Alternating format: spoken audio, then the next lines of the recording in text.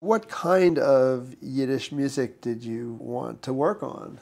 Well, I felt I should, learn about the folk music. So I read what you could, and I, dug into those materials. Barbara was doing the YIVO Yiddish folk song project at that point. So she was collecting the tapes of these older singers, Lifsha Widman and Mariam Nierenberg and Mr. Milstein and all these people. So I got to listen to the real thing as it was being collected, a vast project that remains to this day untapped and untouched for reasons I will never understand.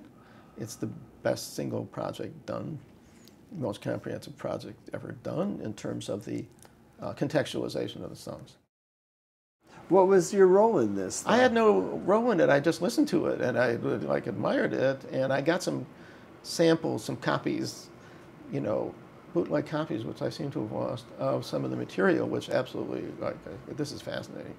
Just the anecdotes about the contextualization, and I use these when I lecture because there are, a couple of them. My favorite being the question of the talented singer. The individual in a sea of communal performance. So there was these two parallel stories. One from a man who said, well, when would you sing this? Well, when you make matzah, you have to do it in a very short period of time, ritually, right? It has to be done, was it 17 minutes, whatever it is.